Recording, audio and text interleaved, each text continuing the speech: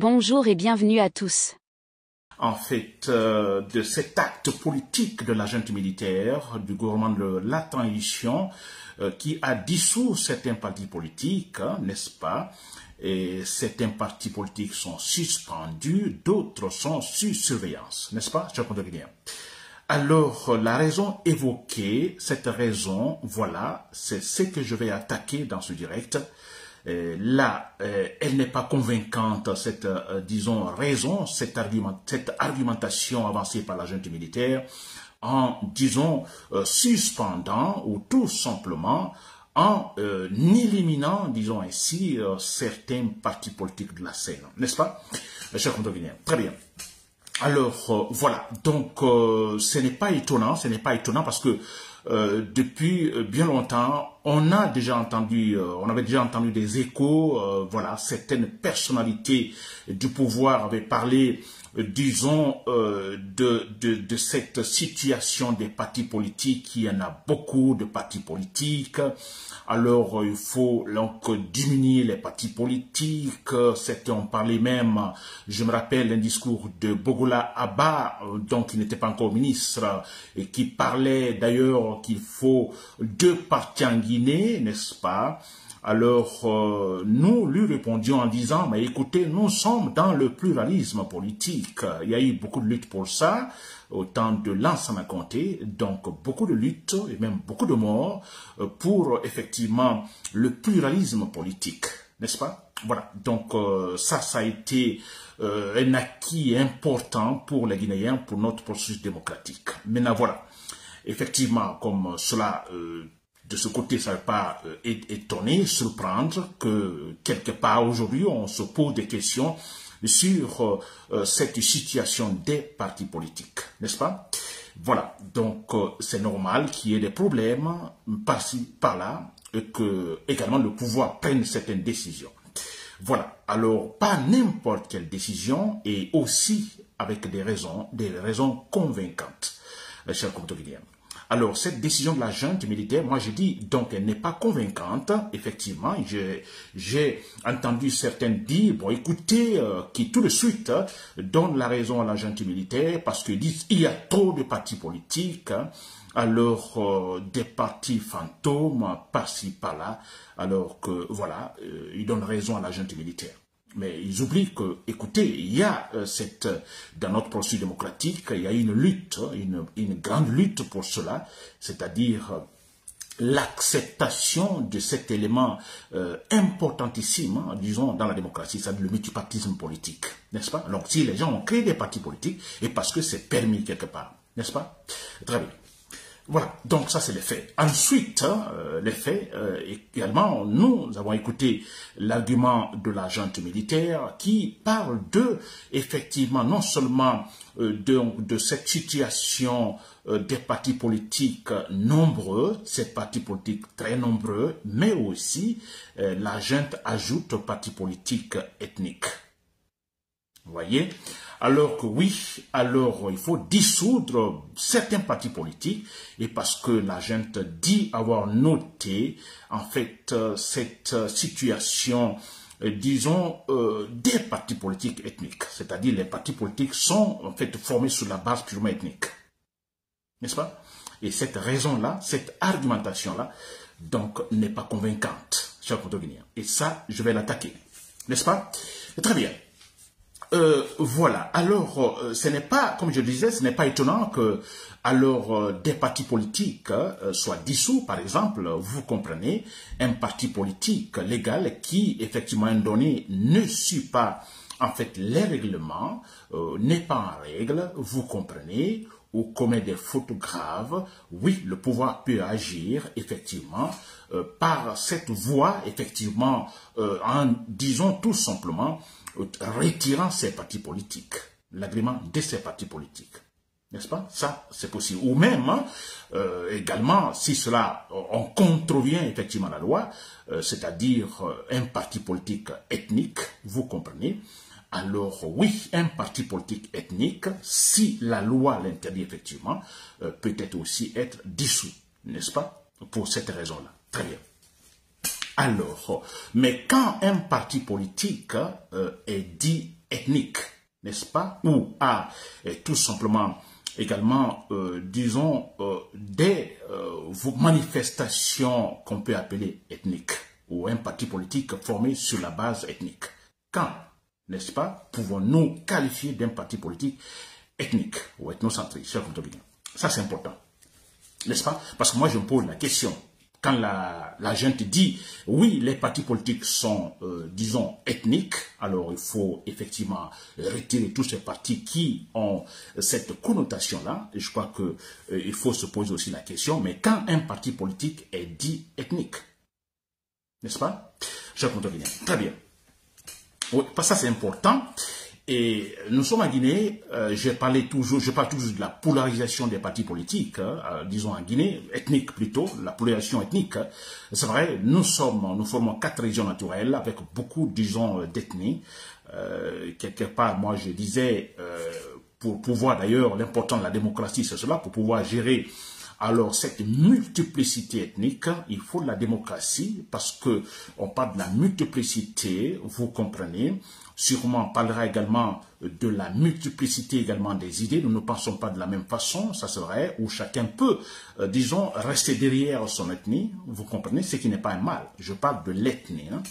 Alors, je ne parle pas ici de l'ethnocentrisme, n'est-ce pas? Tout, disons, vers son ethnie.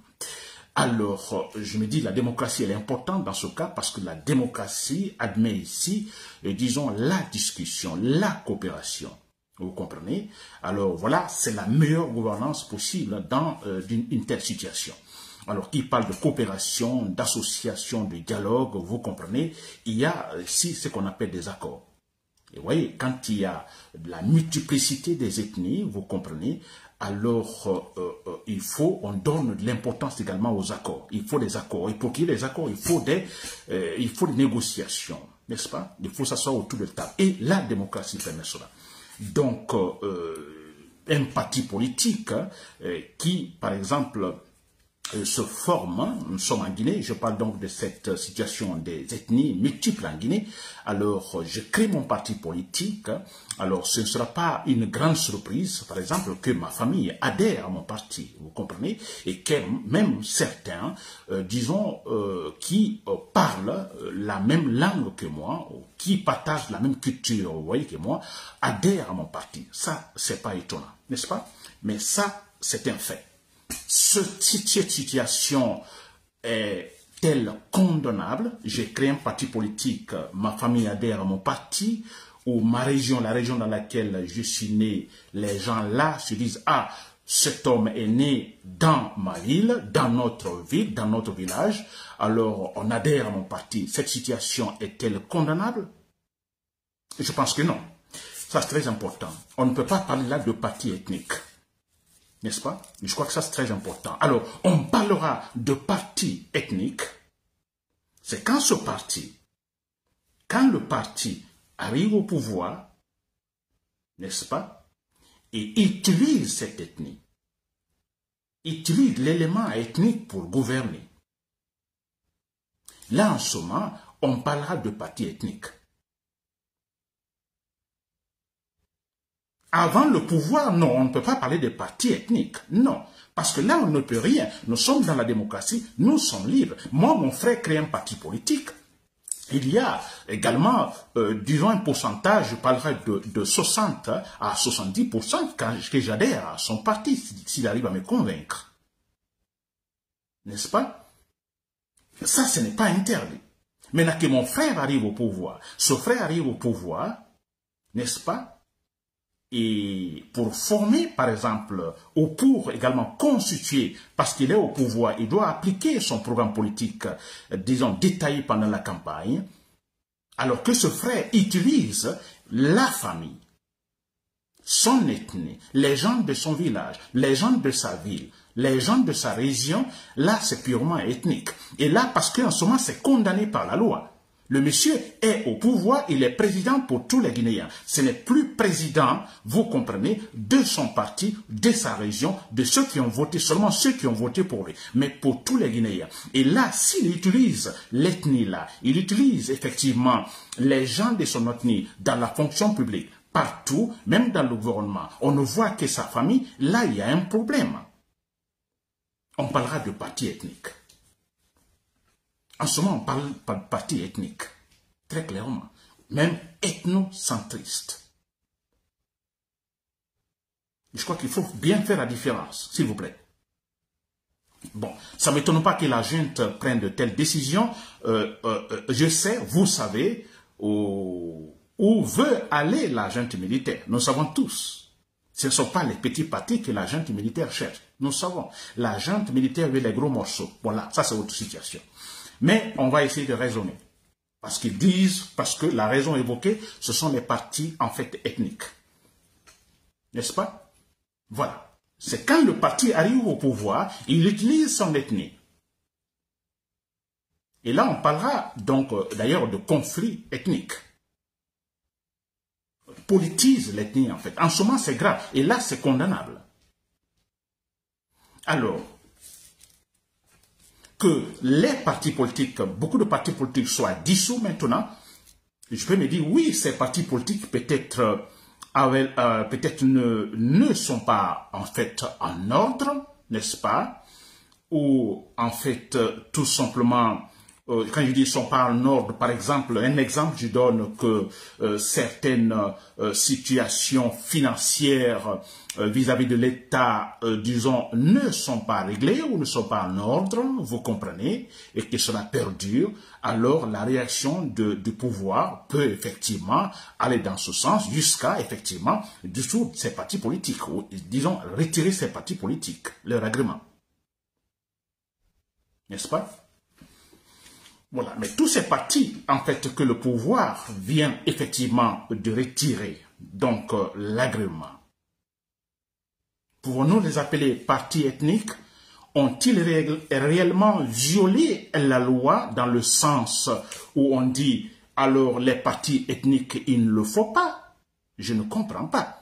Aucun de ces partis politiques donc n'est encore arrivé au pouvoir pour effectivement, disons, mettre en action, disons, son idée, disons, selon laquelle, bon écoutez, mon parti c'est mon ethnie, mon parti c'est ma famille, mon parti c'est ma région. On n'a pas eu encore avec ces partis effectivement que le pouvoir effectivement vient donc de sanctionner. Non, franchement. Mettons l'accent sur ce point.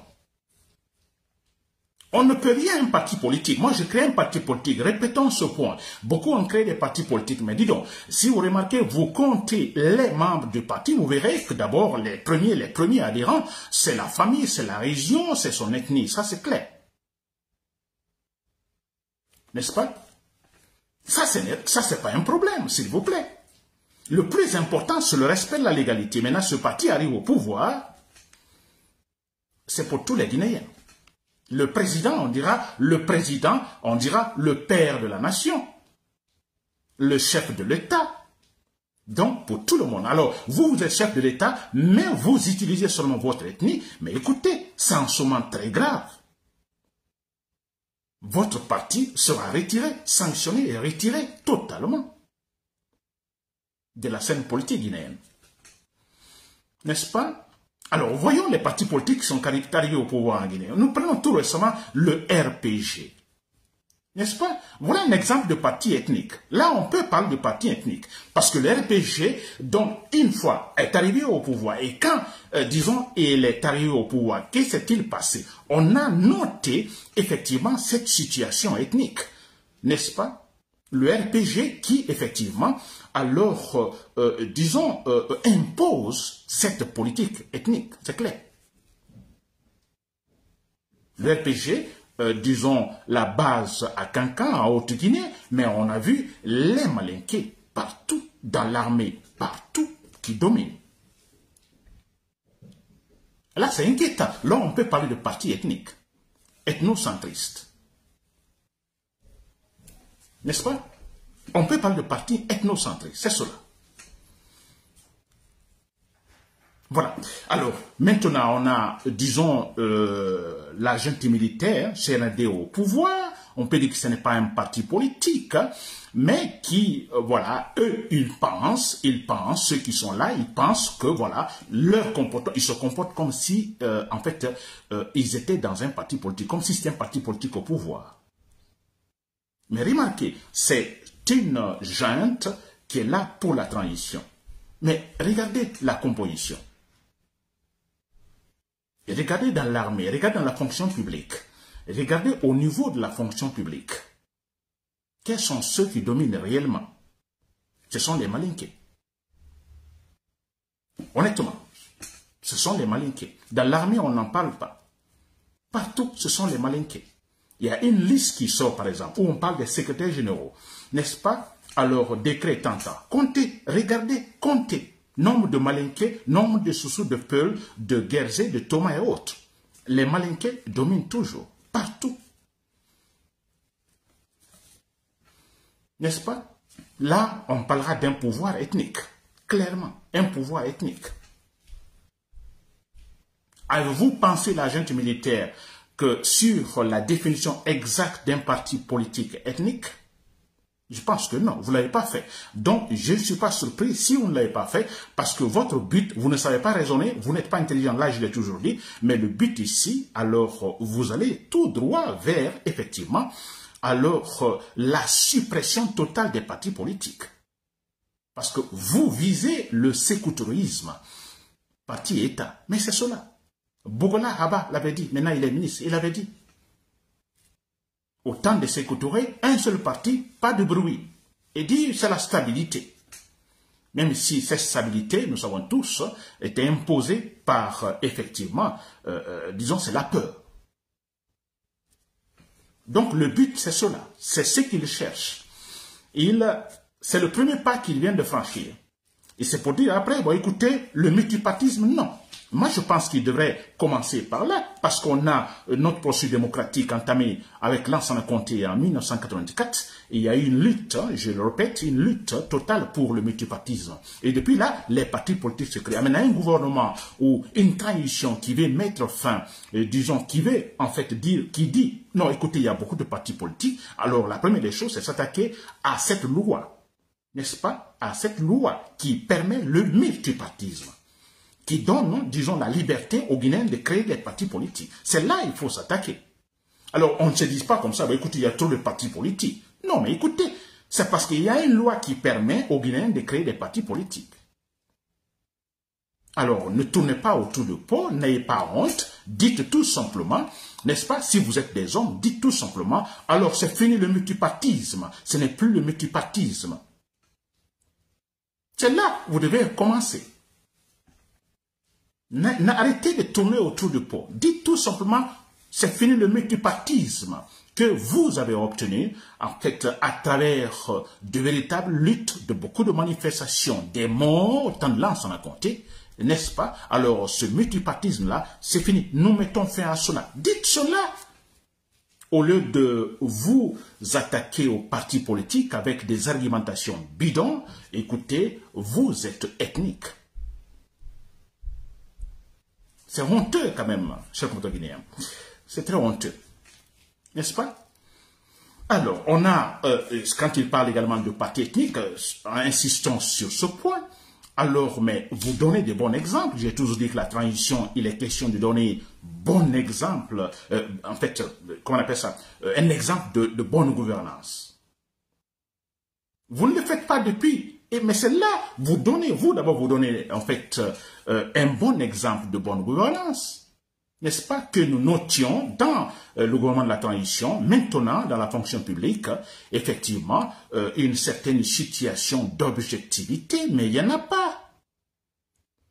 Alors vous voulez donner l'exemple, vous voulez dire que vous êtes désorganisé et vous voulez mettre de l'ordre dans les partis politiques. Mais c'est quoi cela? Quelle inintelligence! N'est-ce pas? Donnez de bons exemples, s'il vous plaît. Mamadi Doumbouya, donnez de bons exemples. N'est-ce pas? L'armée, c'est quoi? Ce sont des malinqués, s'il vous plaît. Hein? Et vous dites aux partis politiques qu'ils sont ethniques, mais on a l'armée purement ethnique. On a un pouvoir, la fonction publique purement ethnique. Mais c'est quoi? Vous moquez des partis politiques ou quoi? Moi, je suis d'accord, les partis politiques qui ne sont pas en règle, effectivement, qu'ils soient sanctionnés, qu'on retire leur règlement, d'accord. Je dis bien, s'ils ne sont pas en règle, s'ils ne sont pas conformes à la légalité, d'accord. Mais pas des arguments bidons, ethniques, ils ne le sont pas, s'il vous plaît. Ils ne sont jamais arrivés au pouvoir pour imposer leur ethnie, comme vous, Mamadi Doumbouya, vous le faites maintenant, comme Alpha Condé l'a fait auparavant. S'il vous plaît, arrêtez de vous moquer des Guinéens. C'est incroyable. Voilà, chers compatriotes guinéens. Alors, c'était cela. Donc, vous l'avez remarqué, le point d'irrationalité, c'est vrai. Alors, ce point, retenez-le bien, les partis politiques, tant qu'ils ne sont pas arrivés au pouvoir, disons, en faisant une certaine démonstration, imposant leur famille, leur ethnie, on ne peut pas parler de parti ethnique, s'il vous plaît. Et c'est pourquoi nous battons maintenant qu'il y ait une véritable structure politique, une structure politique solide, n'est-ce pas, dans laquelle il sera tout simplement mentionné. Alors faites ce que vous voulez les partis politiques, mais une fois au pouvoir, la loi est là. N'est-ce pas? La loi est là. Le parti qui est au pouvoir, il est pour tous les Guinéens, pas pour son ethnie. Mais c'est très simple, que la loi soit là seulement. Maintenant, le parti qui ne respecte pas, le parti qui vient au pouvoir, il ne respecte pas, bon voilà, il a des problèmes. Et mais pour qui va en fait juger ce président? Qui va inquiéter ce parti politique qui arrive au pouvoir? Maintenant qu'il a tous les appareils de l'État dans sa main, qui va le faire? C'est là le problème. Et c'est là la transition doit résoudre. Des véritables donc, institutions responsables, des juges responsables indépendants, l'armée républicaine. Vous comprenez, le président qui viendra, il ne peut pas, s'il vous plaît, s'imposer. Il ne peut pas mettre la main sur les appareils de l'État, s'imposer. Alors, s'il commet une faute, il sait qu'il sera sanctionné. Pensez-vous en ce moment qu'il va déconner? Il va respecter les choses, sachant qu'il y a une armée républicaine, qu'il y a les juges indépendants, qu'il y a l'armée qui ne va pas le suivre quand il déconne, s'il vous plaît. Qu'il y a l'armée républicaine qui sera incorruptible. C'est là le combat. Maintenant, se battre pour une telle structure. Mais maintenant, non. Mamadi Doumbouya va gagner, va se présenter, disons qu'il se présente aux élections. Il crée son parti politique, il est candidat, il a son parti, il gagne les élections. N'est-ce pas? Mais que voulez-vous? Et c'est ça, purement ethnique, 100%. Déjà, il le montre dans la transition. Dans la transition, c'est purement ethnique. Les Malinqués sont partout. Imaginez maintenant, il est élu, il est président, s'il vous plaît. C'est ça comme le temps de Sékou Touré. Alors, s'il vous plaît, arrêtons de blaguer. Le sérieux, chers compatriotes dans l'armée, je crois que vous me suivez, vous comprenez mes raisonnements. Alors, utilisez-les. N'oubliez pas de vous abonner et d'activer la cloche de notification pour rester informé de nos prochaines vidéos. Restez à l'écoute pour les développements passionnants à venir.